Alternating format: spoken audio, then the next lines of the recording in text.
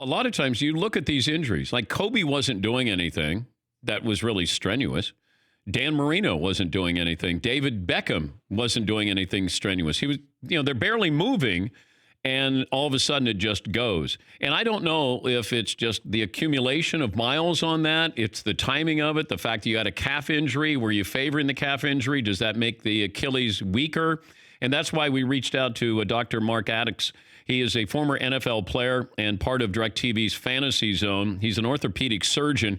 And I know we're going to talk in generalities, Mark, because, you've dealt with this, but you don't know about Kevin's injury. So in fairness to the medical community, we'll talk in generalities about this. So explain, and thanks for joining us, Doc. What is an Achilles tear? What happens? So, all of your calf muscles are going down the back of your leg, and they join together in a confluence, and that's what the Achilles tendon is.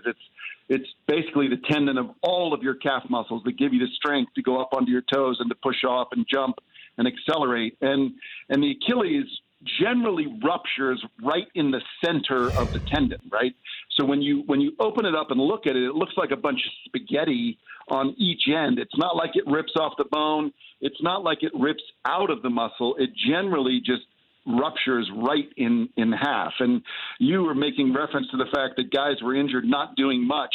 Generally in these athletes, they'll just get chronic inflammation that is in the tendon, and most athletes have it in their Achilles, in their patella tendon, in their quad tendon, and then eventually something happens in some guys when they move just the right way at just the wrong time, which is what happened with Kevin.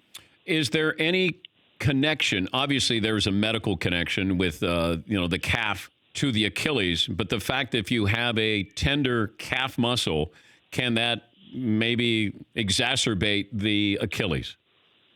Well, all right. So when he injured it the first time, the one thing that really struck me is the fact that he was barely jogging down the court, really, and he looked behind him kind of angrily, like someone had hit him.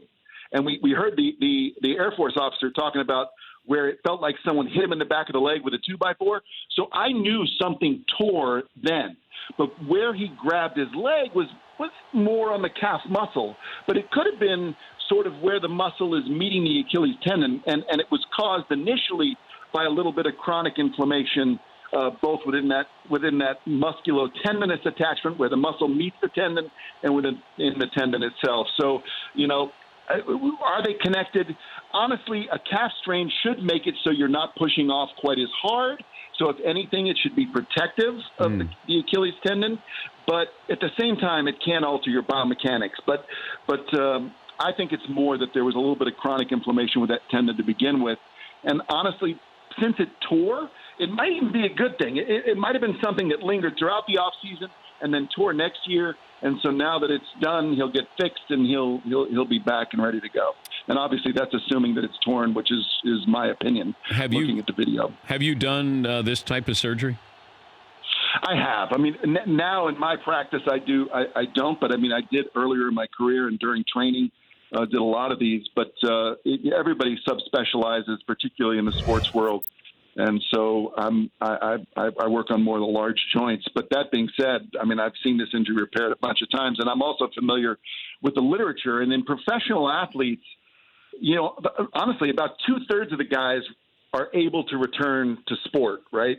And the timetable to return is usually in the 10 to 12 month window. Mm-hmm. So given that this is happening during the NBA Finals is really problematic for his return even next season, provided this is a complete rupture of the Achilles tendon. And I've seen the video, and I've seen the video in slow motion, and he's pushing off that right foot, and you really do see this ripple throughout his entire calf musculature, which honestly, I will be shocked if it's not a complete Achilles rupture. Yeah, you can watch that kind of roll up. That's what happens with the Achilles. And having witnessed this, you just see it roll up, and somebody feels like they've been shot in the back of the leg. Do you want to hear about all my surgeries, Doc? I do. Anything I can offer you, Dan, that could be helpful would be a pleasure. What's the most surgeries you've ever done in a day? 11. Oh, man. How does that work? I'm only doing 6 today, so. Okay, I know we pulled you out of surgery. Hopefully, there's nobody who's waiting for you to come back in. It was perfect timing. I just finished one, and they're cleaning up the room, so we're good. I mentioned that I had microfracture surgery. This is years ago, and where they're drilling holes in your knees and trying to see if there's blood flow, and can you get cartilage to grow. I was told that was really hard to come back from for professional athletes. The microfracture surgery. Is there something that's more difficult where you just see where it's sort of vague if you're going to come back and be able to play? Because Amari Stoudemire had this, some basketball players have had it, but the microfracture, I was told, is pretty serious to try to come back and play at a high level. Well, if I had to pick one thing not to have, it would be microfracture surgery. And the reason is the cartilage that covers the ends of your bones, right? The smooth, white, shiny stuff that you see on the end of a chicken leg, that cartilage is articulating against the same cartilage on the other side of the joint, right? So you have it on one side of your knee on the femur, your thigh bone, the other side of your knee on the tibia. And when it's normal, the coefficient of friction is less than ice against ice. But once that cartilage is worn off, which it was in you, what you're trying to do is recreate more cartilage, but you only have so much. And sometimes that microfracture surgery does not get cartilage to grow. And what you have, the reason they do the microfracture is you have osteoarthritis, right? Yeah. So everything else that you tear, you can fix. You really can't fix cartilage. You're hoping you get some cartilage to grow, but it's never as good as what was there. And that's why when you see athletes that have microfracture tend to, they're kind of got one foot out the door at that point. Yeah, the doctor that I had, a famous doctor in the Bay Area, he wanted to grow cartilage in a petri dish, and this is probably 25 years ago. And that was totally cutting edge back then. Yes, and he said, "Hey, they're growing cartilage in a petri dish in like Sweden or Denmark or something." He goes, "Are you interested in this?" I said, "Doc, I just want to be able to walk comfortably. I don't want to have cartilage inserted in me, but the medical community and all the different surgeries there, but and Achilles we haven't moved up the timetable with Achilles surgery and rehab, right? It's usually been around a year.